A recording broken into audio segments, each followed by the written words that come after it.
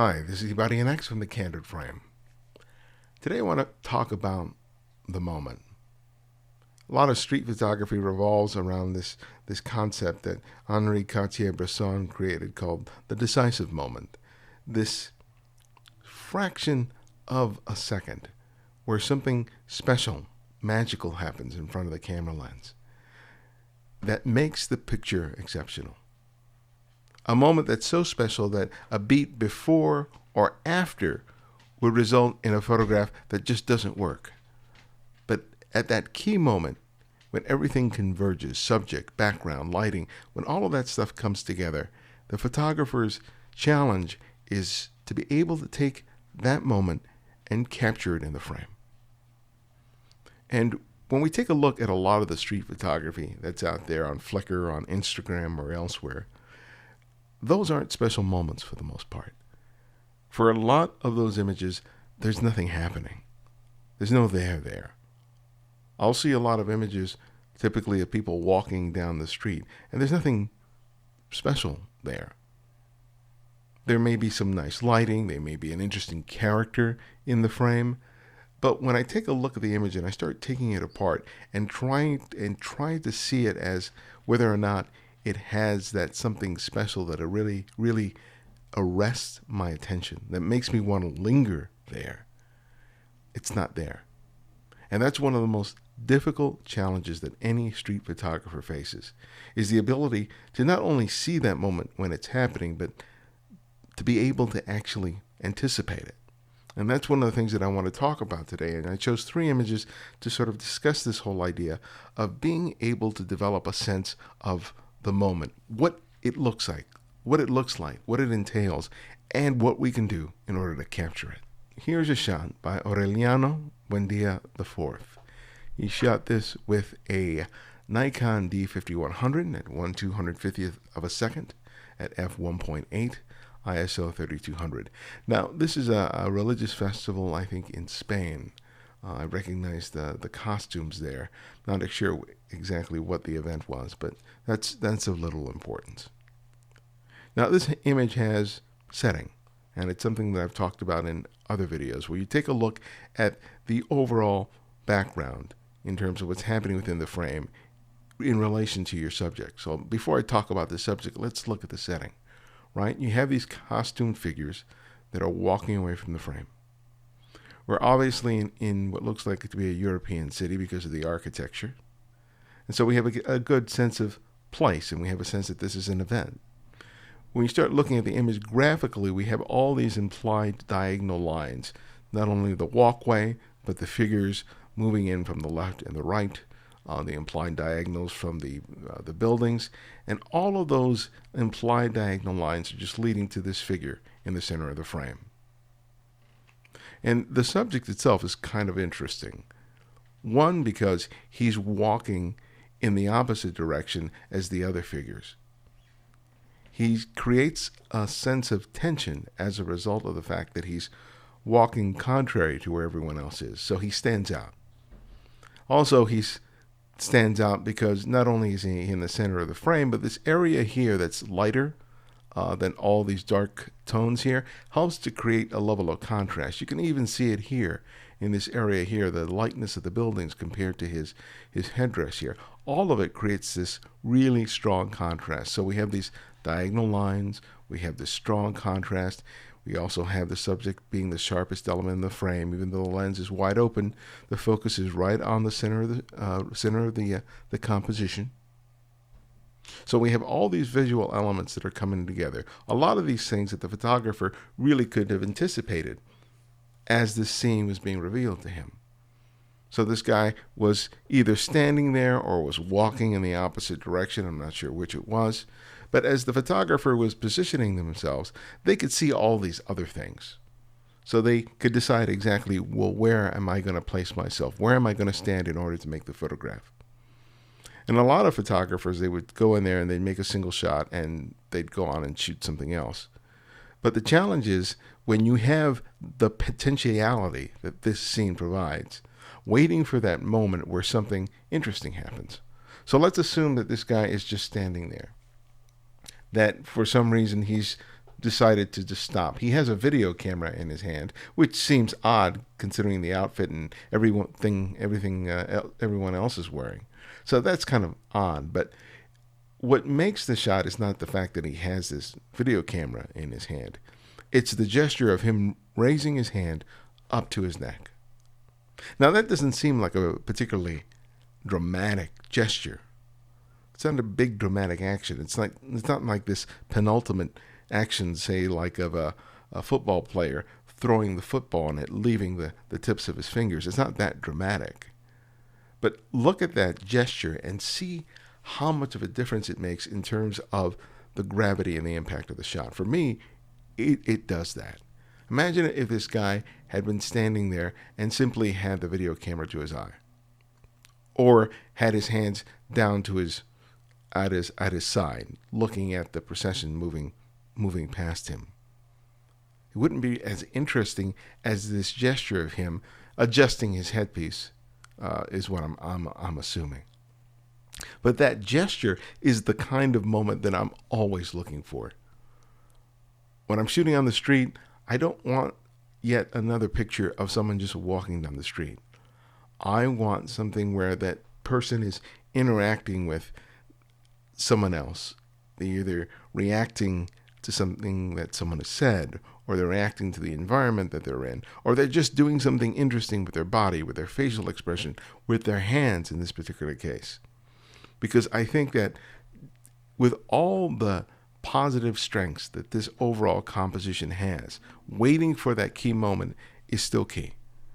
And I think a lot of photographers, as they can become more developed, they may have a sense of setting, they may have a sense of being aware of implied diagonal lines and contrast and focus and all of those things. And they may make a shot that overall looks pleasing, but it's missing that one thing.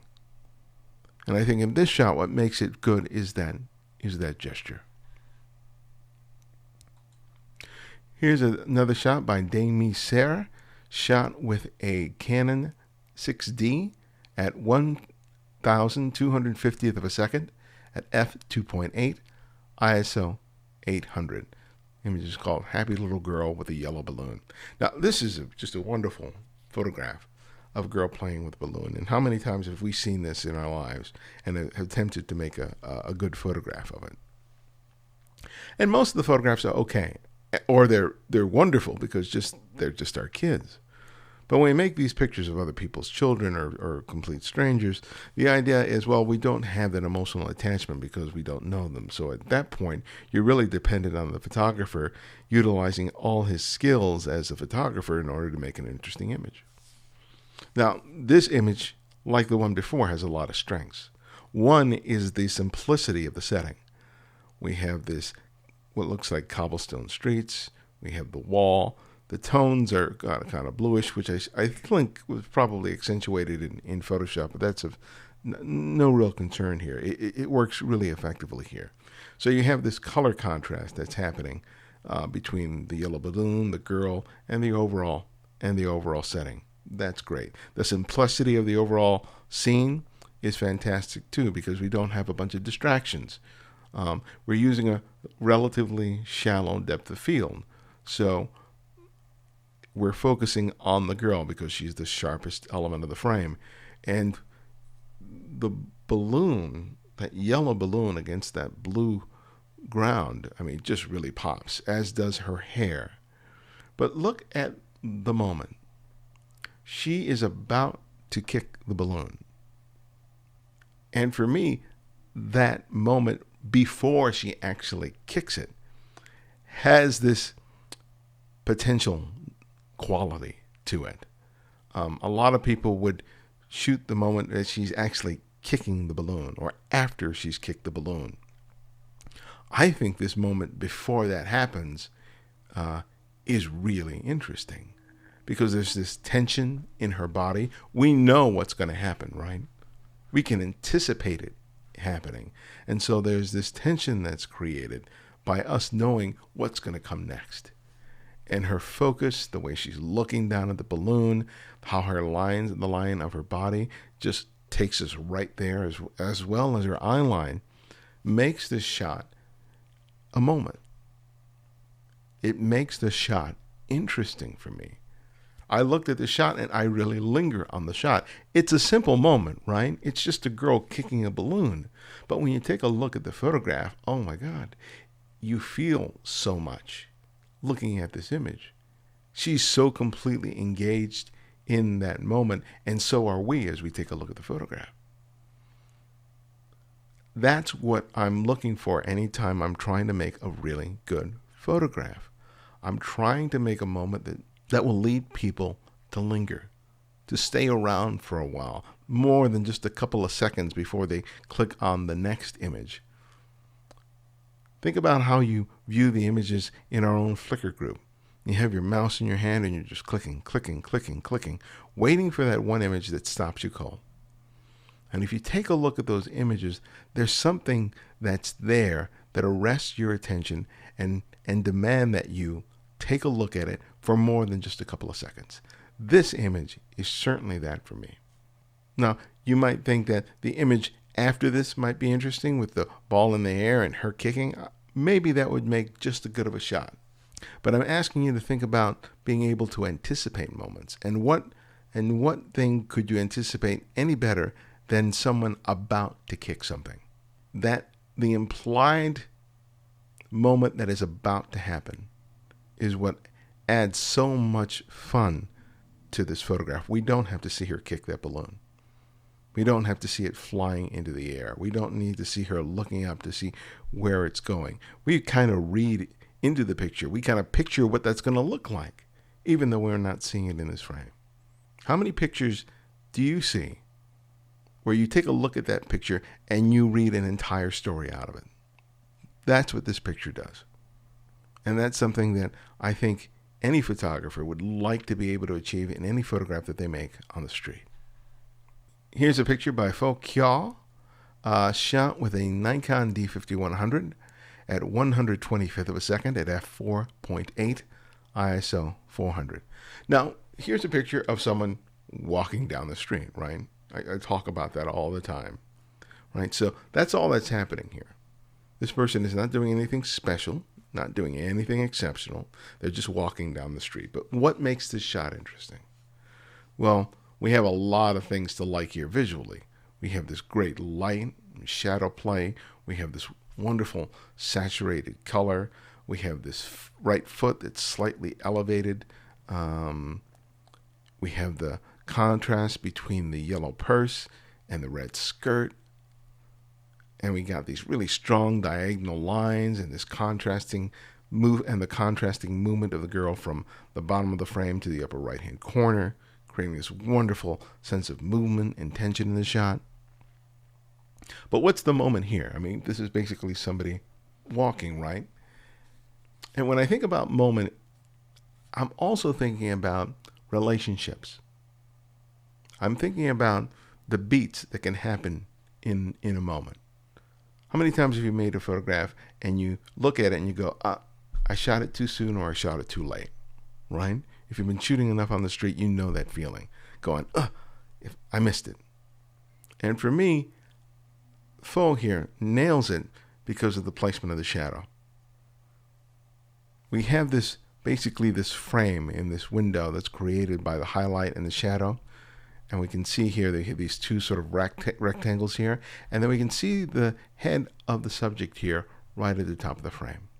We don't see her head. We just see the shadow of her head in that window frame, in that frame on the ground. And if this shot had been taken a split second later, that shadow would have merged with the shadow here, and we would have completely lost the head. Or if it had been taken several seconds before, the feet would have been cropped out at the bottom of the frame. We might still have the shadow at the top, but the feet would be gone. And for me, this is also about moment. You could also describe that this is about timing, but it's a timing, moment, all of this stuff plays together and makes this shot really interesting. And this is one of those times where it's so easy to lose the shot. It's so easy to miss it completely because you fired the shutter release button a bit too late or a bit too early. And one of the things that you have to learn how to do is you need to be able to anticipate the moment before you actually press the shutter release button. Because if you're looking through your viewfinder or on the LCD screen and you see the moment as you're pressing the shutter release button, you missed it. It's too late. And I don't shoot with a motor drive mode because one of the things you can't guarantee is that the moment that is the key moment, it won't necessarily be captured, even if you're firing at 6 or 8 or 12 frames per second. That's no way to shoot. You want to develop your ability to be able to anticipate it and press that button at the right moment. You don't just want to be completely dependent on the camera to give it to you, because more often times than not, it's not going to give it to you. So this idea of moment is not about dramatic gestures. It's not about, having something dramatic happening in the frame. Sometimes it can be people walking, it can be people playing, it can be people interacting. But you as the photographer have to start looking at the world, looking at a scene, considering all the things like composition in terms of light, in terms of shadow, in terms of, all the stuff we talk about over and over again. But at some point, all of that stuff has to become second nature to you. And you have to be so in tune with the moment that you know just when to press that shutter release button. And that only comes with a heck of a lot of practice. So I hope you enjoyed this video. If you haven't been submitting to the Candid Frame Flickr pool, it's really easy. All you need to do is just go to the Candid Frame on Flickr and ask to be added, and I'll be glad to do that. Some people seem to have tried to do this on the phone app for Flickr and have trouble getting in. I don't know what that's about, but if you go to your computer and you go to Flickr and ask to be added, it won't be a problem. So if you have been trying to do that and you've been unsuccessful in joining the group, just go to your desktop or your laptop and try to add it. And all you have to do is just submit pictures, and I may not be able to pick your picture because we have thousands of people in here who are submitting hundreds, if not thousands, of pictures every week. But hopefully it's a learning opportunity whether or not your photograph is picked. If you're in the Los Angeles area, on the weekend of April 16th, I'll be teaching a photography workshop through the Los Angeles Center of Photography. It's a full day of street photography.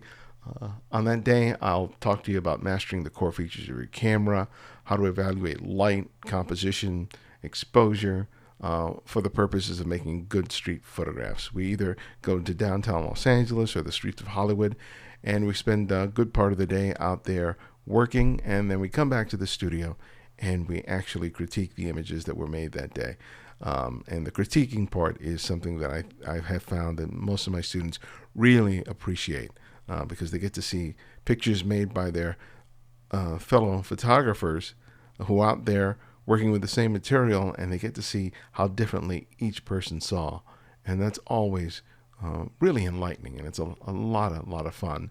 So if you're interested in registering for that class, just visit the LICP website at licphoto.org. And if you've not heard of the Candid Frame Photography Podcast, and this is your first time, well, all you need to do is go to thecandidframe.com, and we have some great conversations with photographers from all over the world, from every genre of photography, and check it out. I think you'll like what you hear. And if you like the videos that you're seeing here, please subscribe and spread the word. So thanks again for joining me, and I will see you next time.